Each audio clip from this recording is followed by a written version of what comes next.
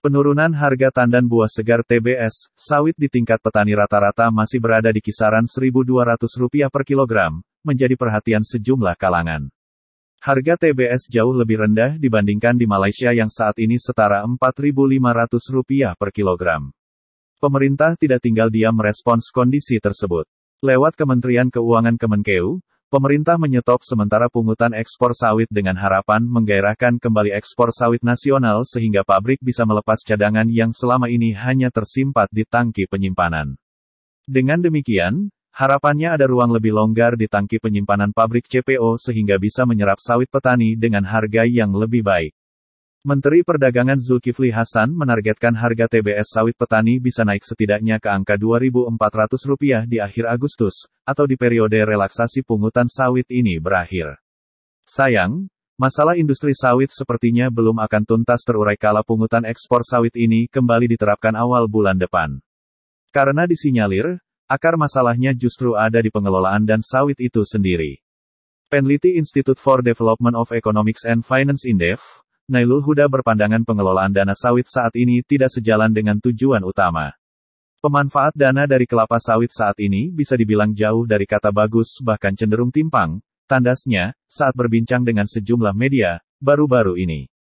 Terdapat sejumlah aspek yang menjadi sorotan dan mendasari pihak penilaiannya. Selain tidak tepat sasaran, Nailul memandang, pemanfaatan dana sawit hanya menguntungkan segelintir, sama sekali tidak tepat sasaran. Bahkan ada perusahaan yang untung dari subsidi biodiesel kelapa sawit, jelasnya. Menurut dia pemerintah hanya fokus pengembangan biodiesel dengan porsi yang cukup besar. Di sisi lain, aspek lain seperti pemberdayaan petani dinilai masih minim. Pemanfaatan saat ini lebih banyak digunakan untuk subsidi program biodiesel. Padahal, ada sasaran lain seperti peningkatan SDM petani, peremajaan sawit, dan lainnya, yang porsinya sangat kecil sekali.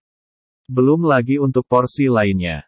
Jadi alokasi saat ini masih timpang, tegas dia. Daripada untuk mensubsidi biodiesel, lanjut dia, dana sawit ini sebenarnya punya peran yang lebih penting sebagai penyeimbang kala harga minyak goreng di tengah masyarakat melambung tinggi dan harga TBS sawit petani terjun bebas. Justru petanilah yang berhak mendapatkan keuntungan paling besar dari dana sawit bukan pengusaha. Salah satu contohnya juga bisa dijadikan tools untuk stabilisasi harga minyak goreng atau TBS bagi petani. Jauh lebih bermanfaat bagi masyarakat luas dibandingkan diberikan ke pengusaha kelapa sawit, tutur dia. Berangkat dari sana, ia menyarankan agar pemerintah mulai melakukan evaluasi terhadap penerapan pungutan ekspor produk sawit. Maka sudah seharusnya pemerintah mengevaluasi berdasarkan laporan Serikat Petani Kelapa Sawit SPKS. Pungutan sawit telah berdampak pada penurunan TBS di tingkat petani. BPDKS secara menyeluruh. Terutama setelah kejadian fenomenal kemarin di mana kelangkaan minyak goreng terjadi dan harga minyak goreng melambung tinggi. Evaluasi bukan hanya di perdagangan, tapi dari pemanfaatan dana pungutan dari sawit, tegas dia. Melalui pungutan $50 per ton, harga TBS tandan buah segar, petani telah mengalami penurunan sekitar Rp120 sampai Rp150 per kilogram. Dalam konteks kekinian, dampaknya pada penurunan harga TBS sawit bisa lebih besar lantaran saat ini besaran pungutan sawit telah mencapai $200 per ton. Dampak pungutan ke petani justru paling minim menerima manfaat. Badan Pengelola Dana Perkebunan Sawit BPDP Sawit, melaporkan sejak 2015 telah mengumpulkan dana kurang lebih sekitar Rp137,28 triliun dari potongan penjualan ekspor CPO crude palm oil, hingga 2021.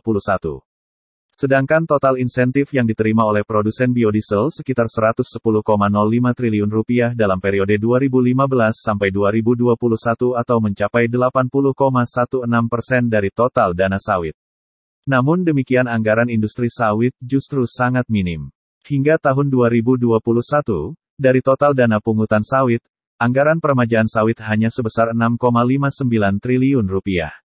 Atau setara 4,8%. Sementara anggaran pengembangan SDM petani, hanya Rp199 miliar atau hanya 0,14% dari total dana sawit. Hal senada diutarakan mantan Ketua Mahkamah Konstitusi, Hamdan Zoelfa. Dana pungutan ekspor bukan hanya untuk biodiesel, namun praktiknya mayoritas untuk subsidi biodiesel. Artinya dana yang dihimpun tidak kembali ke petani, khususnya untuk pengembangan sumber daya manusia dan replanting, tandas dia. Tak berhenti di situ, terkait pelaksanaan penggunaan dana pungutan sawit dianggap rentan penyelewengan. Pasalnya pemanfaatan dana sawit untuk pengembangan biodiesel tidak dibuka luas melainkan melalui skema penunjukan langsung. Belait tersebut diatur melalui Peraturan Menteri Energi dan Sumber Daya Mineral (ESDM) Nomor 29 Tahun 2015 Pasal 6 Ayat 9, yang disebutkan penetapan badan usaha BBN jenis biodiesel dan alokasi besaran volume BBN jenis biodiesel sebagaimana dimaksud pada ayat 6, menjadi dasar badan usaha BBN tertentu melakukan penunjukan langsung.